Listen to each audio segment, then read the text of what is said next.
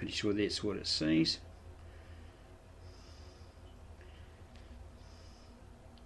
Okay, have a quick look here. It'll take me a while again to find it, but I've already covered it before. Okay, it's probably Mark. Have a look at Mark. Pretty sure it was Mark. We actually sees it. Okay, I will find it. You always seem to have trouble finding. I should write it down or whatever. Okay.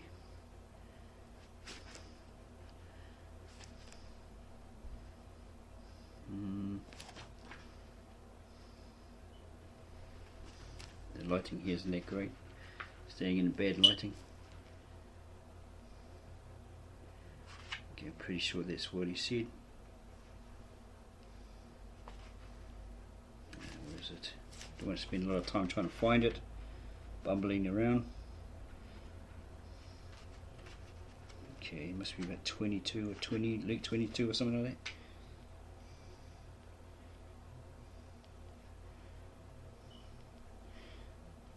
Where they said, look, he's crying out to Elijah. He lifted his head and he was calling out to God.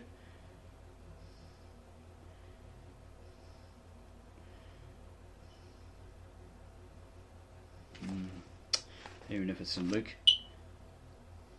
I don't think it's in Matthew. Look.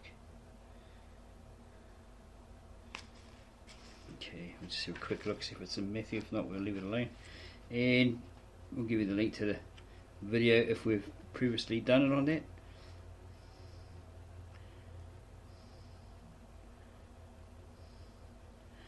Okay. I think I might have found it. Just to verify that that's what he actually said.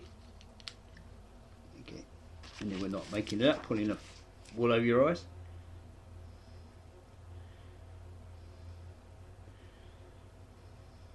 Okay, here it is. It's in the Aramaic New Testament, translated by Victor N. Alexander, native born Mesopotamian, Mark 15,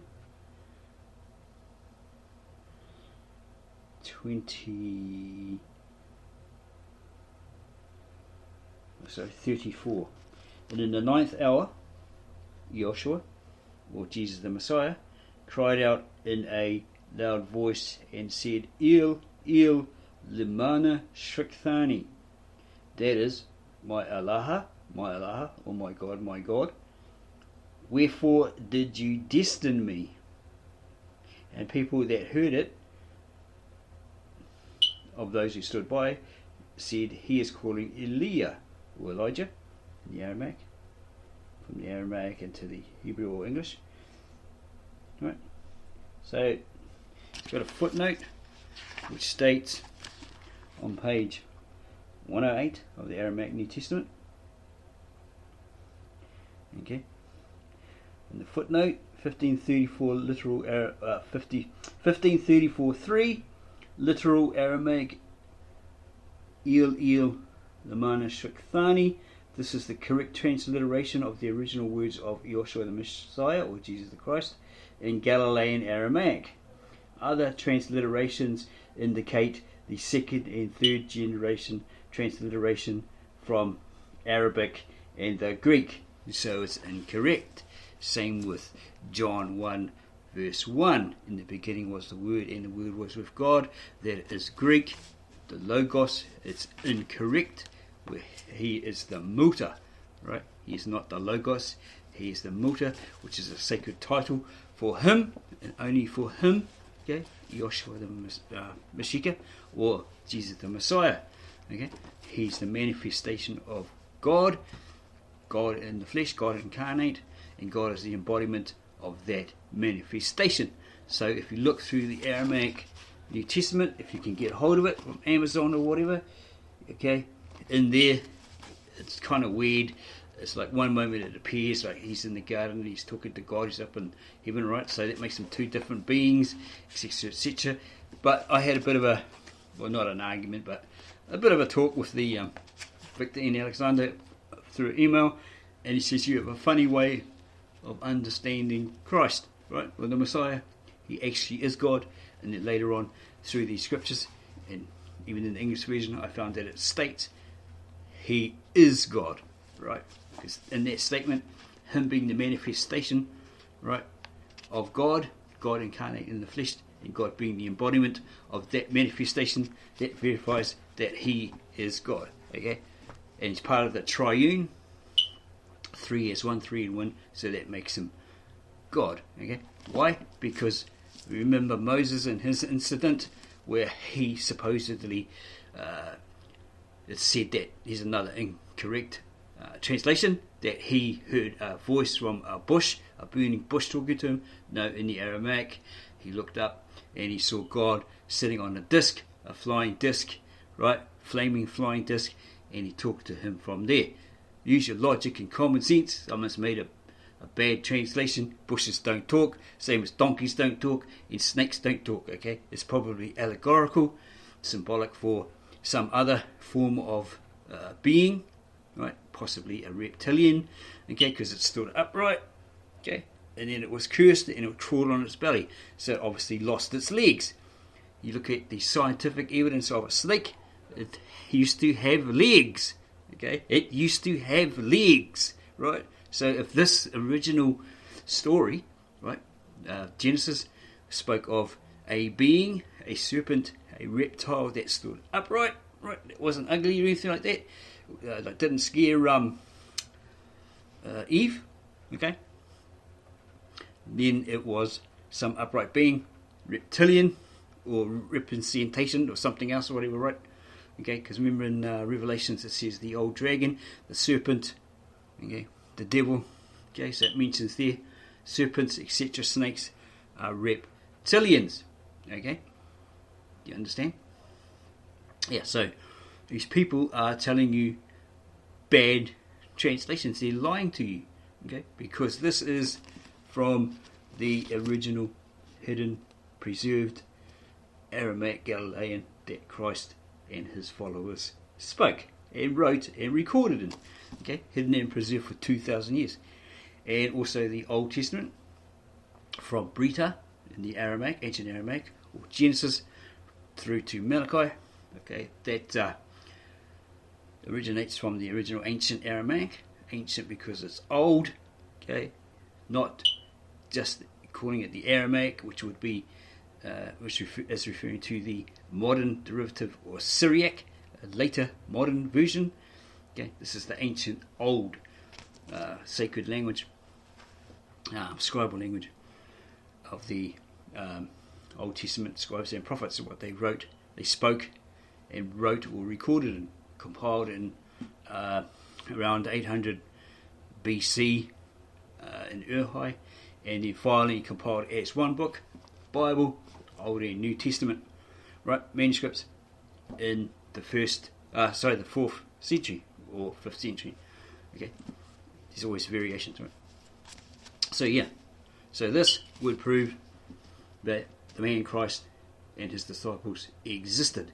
If this is of the original text manuscripts that somebody wrote down and somebody took with them when they fled that area and was devastated and went to safety somewhere else until they were killed by opposing factions, okay, but left in the church that they founded, the original manuscripts testifying that this figure, this Christ, Jesus the Messiah, etc., actually existed, and they were witnesses to what he said, okay, they saw, they heard, they saw what he did, okay, the miracles, the healings, etc., etc., okay, and those manuscripts haven't been messed with, as attested by the then head patriarch, 1957, of that church that Thomas founded, Messiah Eoshoa, as I mentioned in all the other videos, okay, he testified that it was never messed with. Okay, got Victor N. Alexander that bought a copy of the original manuscripts in the original language. It's supposed to be a dead language. He revived it so that he could translate it, right, because he found all the rest were incorrect. They were using the modern Syriac and botched everything, right? Okay, so he revived that and he translated it into English. Okay, So still probably to people it'd be like I still have some proof that those are authentic. We'd have to get our hands on them and have a look at them. Go to the original Church of the East, ask them if they got those, have a look at them, the Khabors Codex, whatever, find Angel Gabriel Roth, Victor and Alexander, and say where'd you get it from, check it out, whatever, get it, drag an expert along with you, an expert, not one, that got his certification from a Weet-Bix box or a cereal box, but a genuine expert, in the field. Get him to have a look at it and verify, yep, it's from that age or that century, thereabouts, and by the looks of it, somebody from their age actually wrote all this down, and then take it further from there to prove that it is the original manuscripts, right? That the writers of it were infallible, and then that deems their writings infallible and irrefutable. You have to keep doing the personal research to prove to these naysayers that don't want to believe, right? They want to shut you down, scoff at you, whatever, and tell you, no, it's all rubbish, it's all made up. So sometimes they've never read the book, right? If they had, they would realise that, sure, it was inspired by God through the Holy Spirit to certain chosen people, like the disciples, right? Those that were with him and accepted what he said as the truth, and he proved to them it was the truth, right? And then they testified, they were testators, and then they died, they were martyred because they believed what they had seen and heard as witnesses, and they swore, they testified that they weren't lying, right? Because what a waste of time that would be to go around saying all that sort of stuff and dying for something you had no belief in, in the first place. So we are the ministry of the real truth, and we believe that because we corresponded with this elderly man, Victor N. Alexander, right, through email, etc., watched plenty of his videos, done all the research. We believe, I tried to catch him out actually a lot of times, but I never did, right? So I believe that this guy is a genuine article, right? The genuine article. So that's why I stand by this, his translation of the original Aramaic.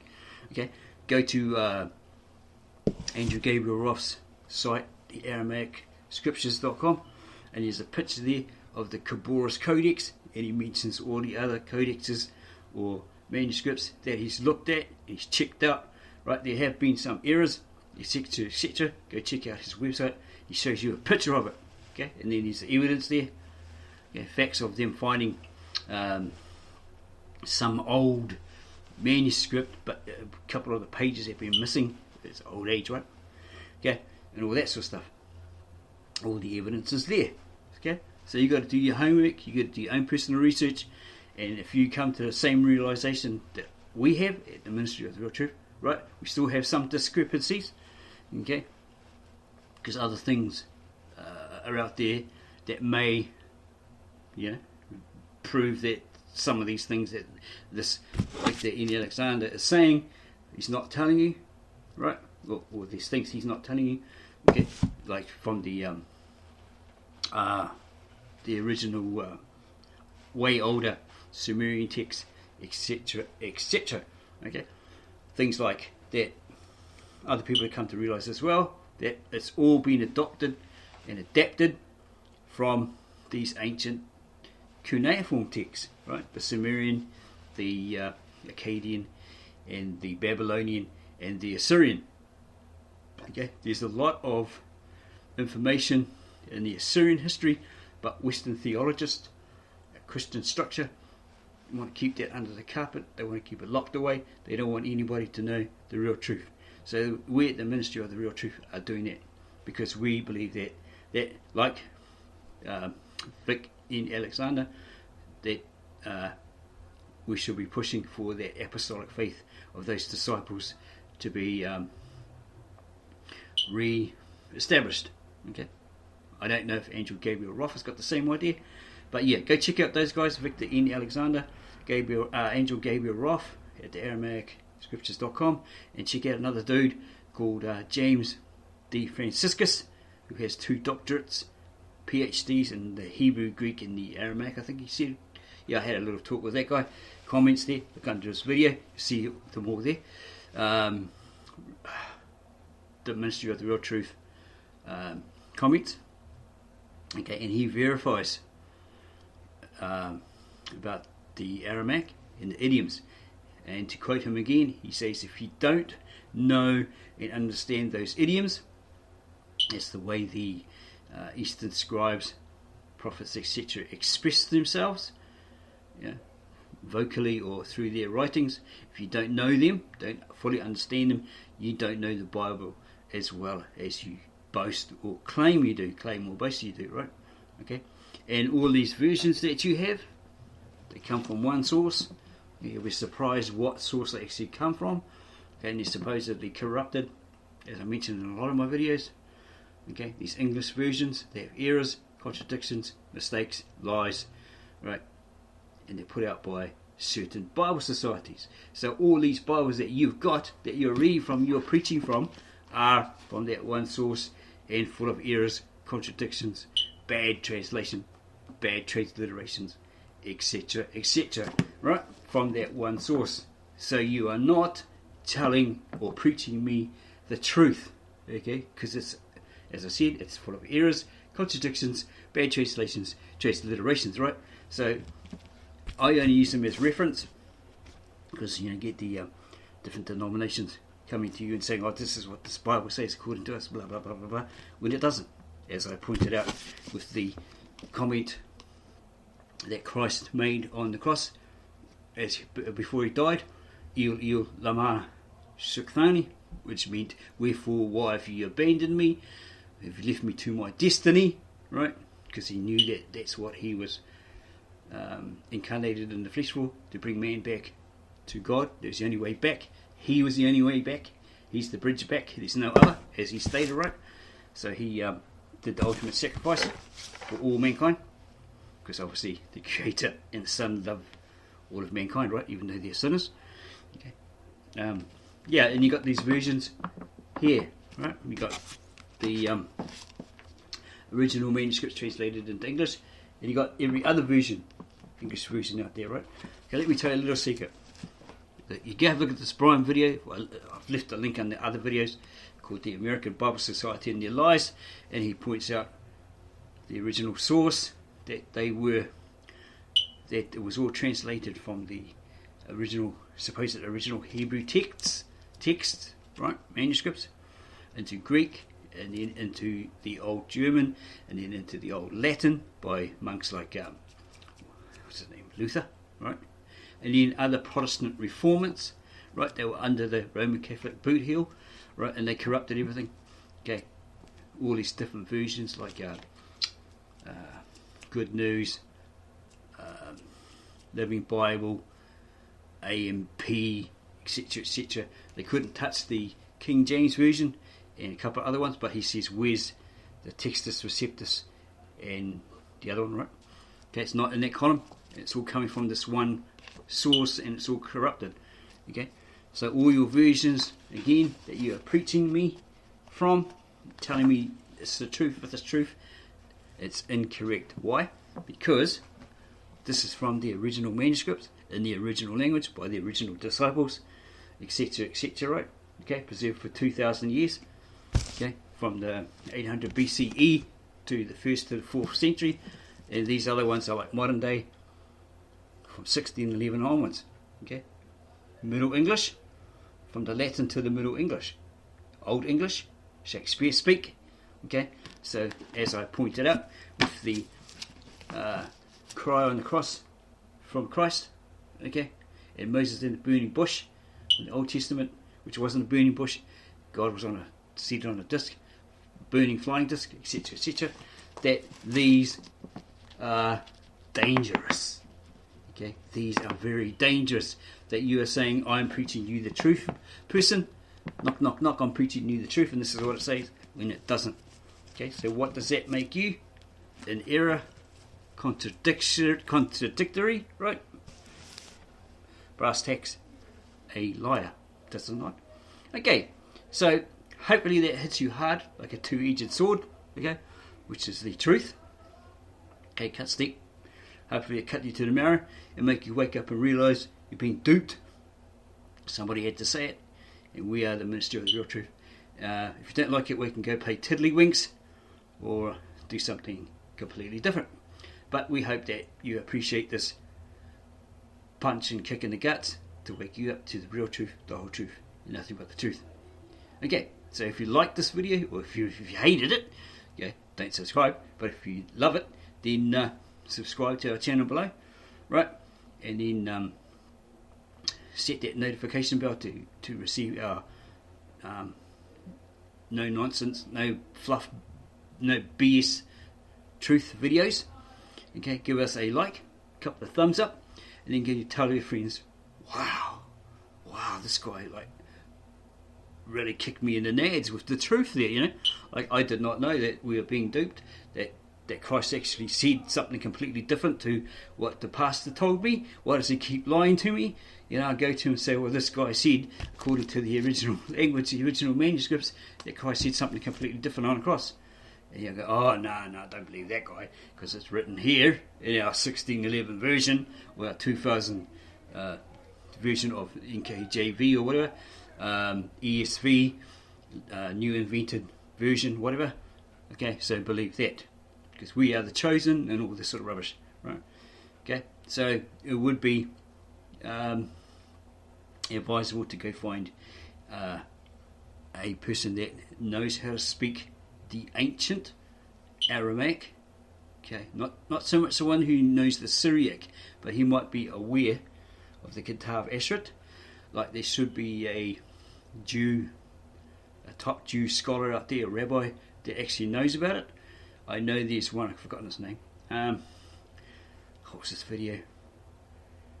The warning to the Jews, which I unfairly got a copyright strike as a hate speech one, when he was the one pointing out all the historical facts on his video. I was only using it because to verify that the same thing he was saying, he was covering, is actually in the book of Revelations in the original manuscripts.